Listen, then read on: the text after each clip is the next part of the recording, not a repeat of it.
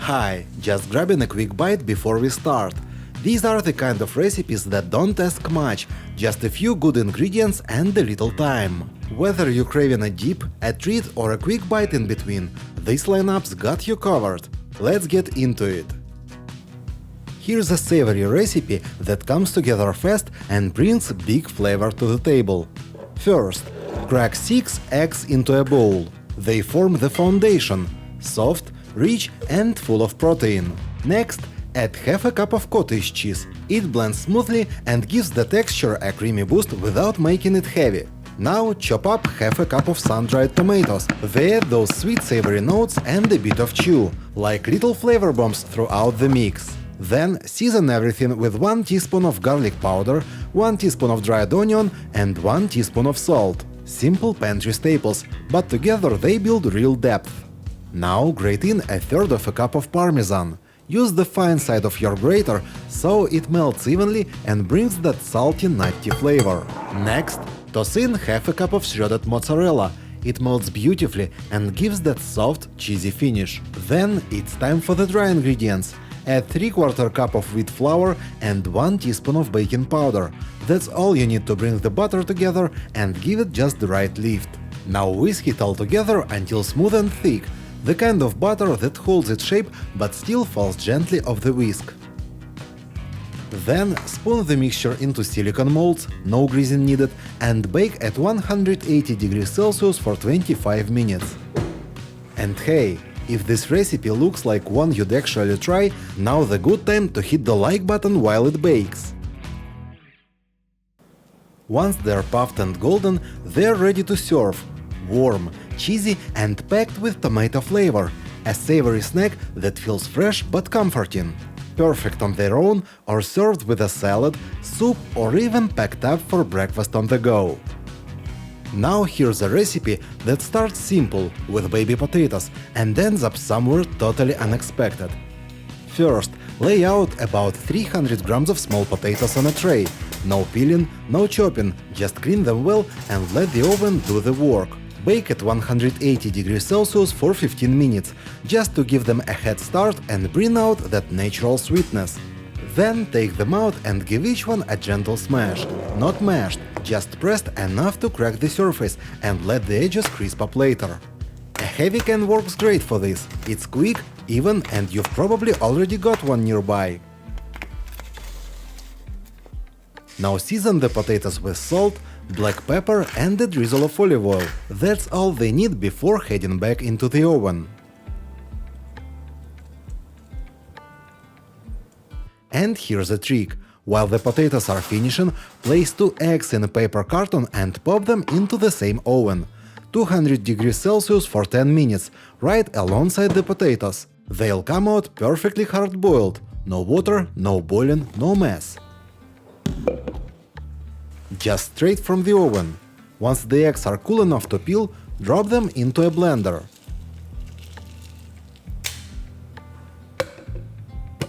Then add 70 grams of feta and a tablespoon of mustard. This is where the flavor kicks in. Creamy, tangy and full of personality.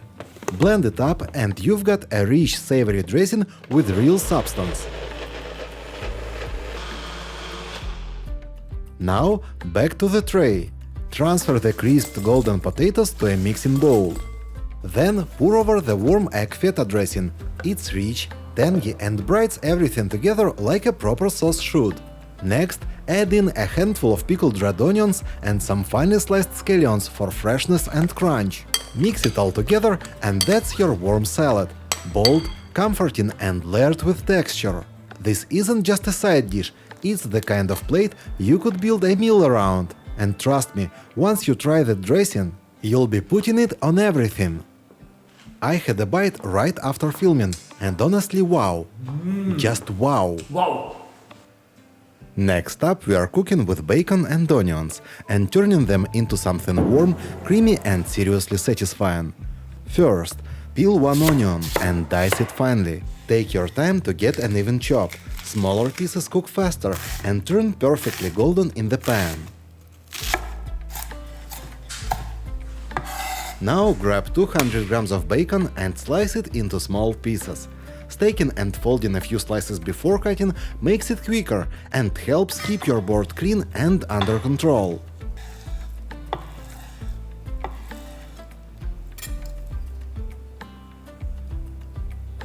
Now heat a skillet.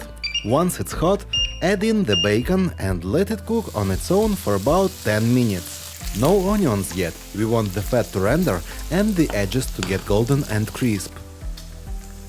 Then toss in the chopped onion and let them sizzle together until the onion turns golden and soft for about 5 minutes. Now stir in 3 tablespoons of wheat flour and a teaspoon of smoked paprika. This is where the flavor starts to deepen, smoky, rich and just a little nutty from the flour. Next, pour in 400 ml of stock, any kind you like, veggie, chicken or even beef, it's up to you.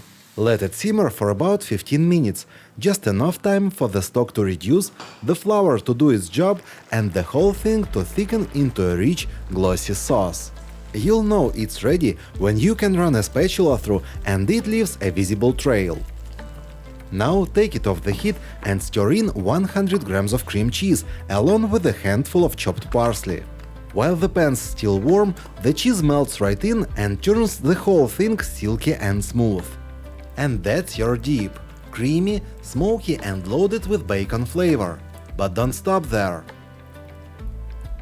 I tried it with corn nachos first, and yeah, I was honestly blown away by how good that combo was. The crunch, the warmth, the smoky cheese, it just works. I didn't expect it to hit that hard, but it totally did. Then I spread it on toast, and it worked like magic. Warm, crisp, creamy, total comfort food. And finally, I added a spoonful to cooked ramen noodles without broth. And let me tell you, that combo was unexpectedly amazing. It clings to the noodles and adds this rich, savory kick. 3 uses, 1 dip. Each one had me saying wow. Next up, we are blending something cold, creamy and ridiculously good. Start with 1 ripe banana. Peel it, slowly, dramatically if you like, and drop it straight into the blender. Now add 2 tablespoons of peanut butter. Besides the nutty flavor, it helps give our mix a rich, velvety texture once frozen. And honestly, I'm holding back from just eating it off the spoon right now. Next, spoon in 75 grams of yogurt and pour in a 1/4 cup of heavy cream. That extra fat keeps the texture smooth and scoopable, not icy. This combo really brings that creamy body, the kind that doesn't freeze rock solid. Also add a splash of vanilla extract for aroma and roundness. It already smells like dessert and we haven't even hit the freezer yet. Close the blender and blitz until smooth. It should look creamy and pourable, like a thick milkshake that's not quite ready yet. Now grab your popsicle molds, I'm using the kind with sticks, and fill them with the mixture. Try to resist the urge to sample it right now, or don't, I wouldn't judge. Then freeze for at least 4 hours until completely firm. Once frozen, it's time for the chocolate shell. Break up a chocolate bar and place it into a cup or tall container. You want something deep enough for dipping, this is where it gets fun. Then add a handful of chopped peanuts on top. Melt it all in the microwave. Quick bursts work best, until the chocolate is soft and mixable. It doesn't need to be piping hot, just warm enough to mix easily. Give it a stir until smooth and glossy.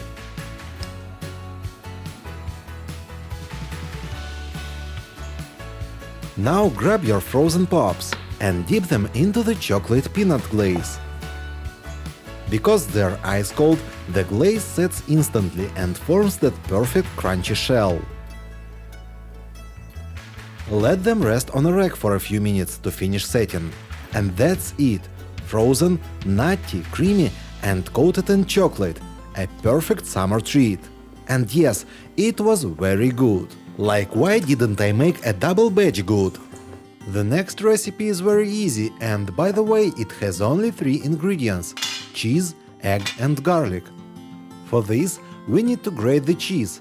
I have 1/2 cup of mozzarella and 1/3 cup of parmesan.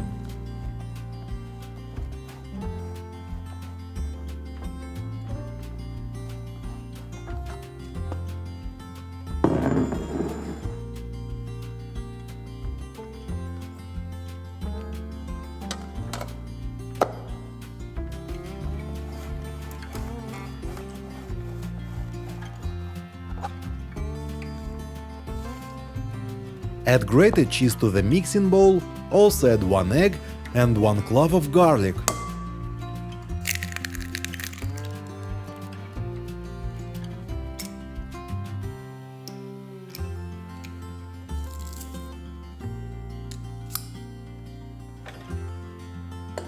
Mix everything thoroughly, then heat the waffle iron and lay out our mixture.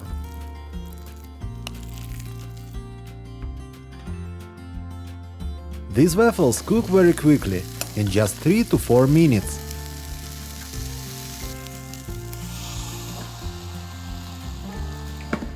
Here they are, crispy on the outside and cheesy on the inside. By the way, this is a keto recipe, so it's suitable for a diet.